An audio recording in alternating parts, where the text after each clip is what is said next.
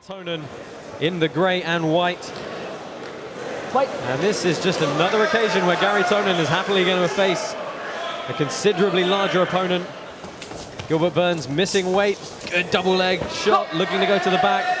Tonon happily gives up side control there. Strong start by Burns there. Yeah, Durinho's a very, very explosive fighter. Yeah, putting the marker down early in this one. 11-2 in MMA, 6 of those fights in the UFC. 7 of his 11 wins coming by way of sub. Did win the World Championships in 2011, the No-Gi Worlds in 2010, all before transitioning fully to mixed martial arts. Had a lot of success with his armbar in the UFC so far. And Tonon, obviously very comfortable in this rule set, knows there's no points to be given up here, so happy to be relaxed and not waste energy in trying to counter that guard pass.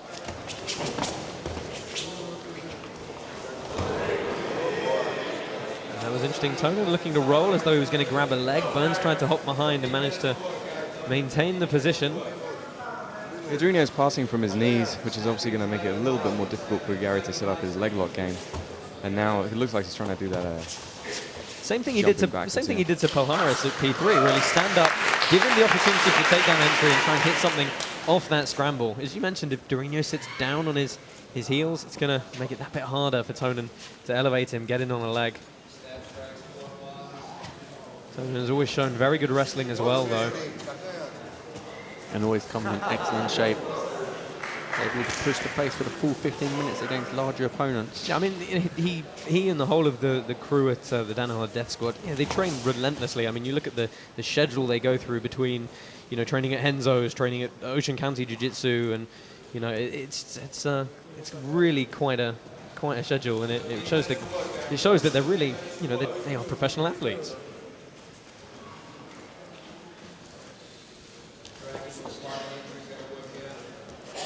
Tonon a regular figure here on Polaris. Will go searching, he's in on the leg, and Durinho rips, very unceremoniously rips his leg through.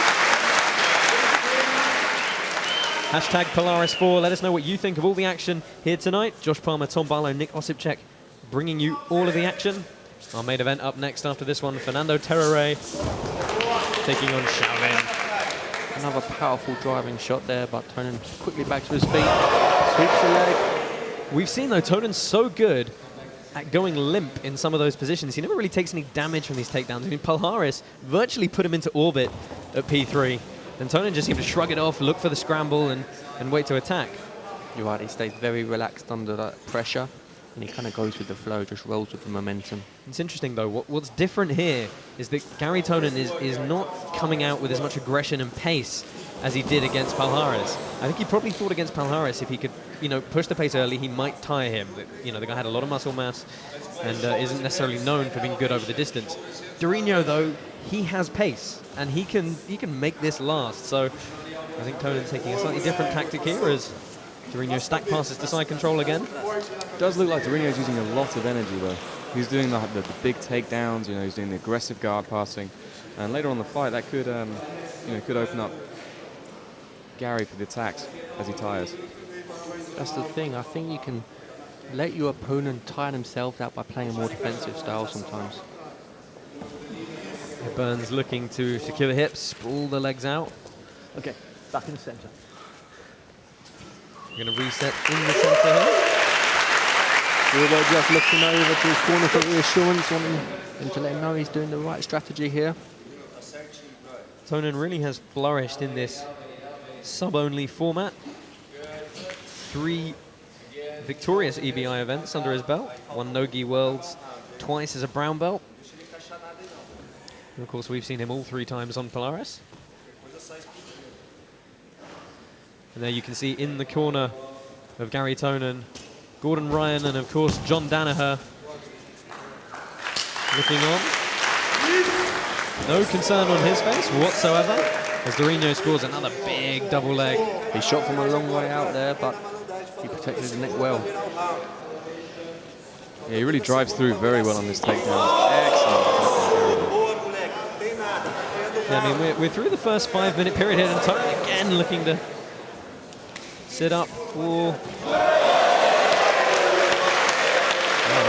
hopping back take attempt. I was just going to say, we're through the first 5-minute period here, and you've got to say Durinho is the one scoring repeated takedowns, and driving the pace forward. Tonon's initiating some scrambles as well, which is great, but, most of this has been Durinho thus far.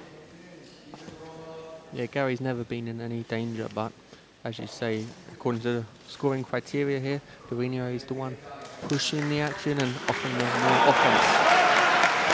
Oh, Tonon goes searching for almost a Kataguruma-style single leg entry. It's worth noting both these guys really thrive on fast scrambles. So, maybe they'll cancel each other out, or maybe one of them will get a bite or something, but Tonon searching for the scissor takedown.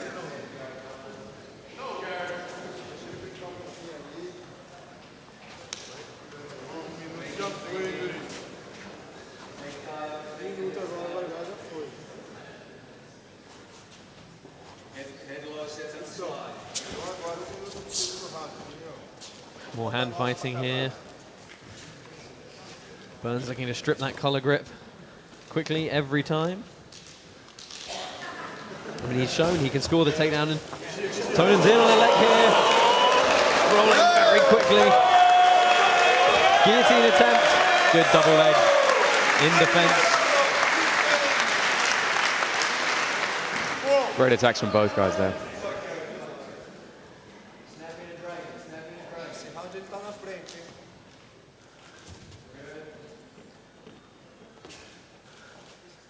John Danaher calling for Garry Tonon to snap and drag. Friendly smile between the two competitors here. Yeah, Durinho just took a look at the clock.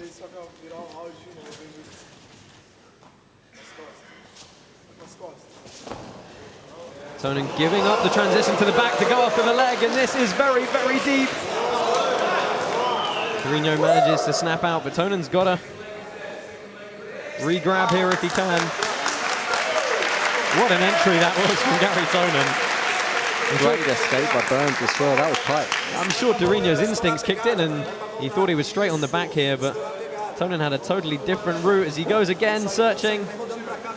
Yeah, he seems to be getting deeper and deeper on these legs now. Every time it's a little bit tighter. Just slipping out of the leg triangle there. Burns tactically there, perhaps scooting to the edge of the mat. But I think they're going to restart it in the same position. It's okay. Yeah. Oh, Garry Tonon pointing out to the referee, this is the knee position I have. This is where the bend in the leg is. And this is exactly where I want to restart. Yep, we're there. Let's go. And they do indeed. And Souza rips his legs free. Tonon presses forward. Souza searching on the heel hook now. Toe hold. Burns has a lot of wins via this in IBJJF competition. That would be a big shot if he managed to leg lock the leg locker. But Garry stayed calm, freed himself up without any major issues. I always enjoy the total lack of panic on the face of any of the guys at the Danaher death squad when they get caught in counter leg locks. They just seem to not really be bothered. Well, they're probably in that position 100 times a day with each other. Yeah, I mean, I think one thing that has started to set them apart a little bit is their training style is immensely focused. They have a specific goal and a specific game plan for each and every training session. But Durinho is hunting for the back here. Tonon trying to strip the legs off, but he's going to have to watch his neck a little bit. Yeah, he's committing his right arm to trying to push down on Burns' leg. But he's safe here, trimmed out to the side. Very nice escape from Garry. Now this is where it starts to get a little bit more strategic, perhaps. We're through almost the second 5-minute period of this match. Oh, Tonon trying to go searching on the leg again, and he's going to have a bite of it here. Is he going to be able to maintain it? Will he get the tap? Wow, seemingly out of nowhere, what a quick turnaround. I mean, he just needed one entry that was deep. Very nice finish from Garry there. And he wants to help his opponent up here. I think he knows that was an incredibly tight submission. Yeah, Garry was hunting for the legs throughout that whole fight, just like he said in the promo. Wow, what an example of why Garry Tonon is considered such a superstar in the grappling world today. Here we go. Toe hold attempt by Burns there. Garry staying very calm. And then right at the end of the match, here we go. That was quick, Tom. Yeah, it was very nice. Let's go to Nick Brooks to declare the winner. And your winner by heel hook, Garry the Lion Killer Tonon.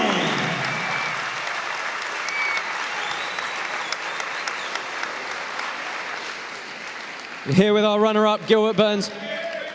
Gilbert, you pushed the pace there. You scored a lot of takedowns. Give us your thoughts on the match. I hope you guys like it. So I try to give my best every time that I step here. I try to bring the pace. I'm a spectator like you guys too. I like to watch a show. So when I'm here, I'm gonna try to bring a show. I'm gonna try to finish. Even when the submission is hard to find, I always try to be aggressive, push the pace. So I just wanna thank you, every single one of you guys who came here tonight to support the show. All you guys who's watching at home, thank you so much. I appreciate all the support. Thank you, Polaris.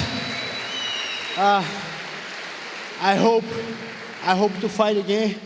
That's, in my opinion, the #1 professional jiu-jitsu show in the world. So hope to be here again soon. It'd be a pleasure to have you back. Ladies and gentlemen, Gilbert Dorino Burns.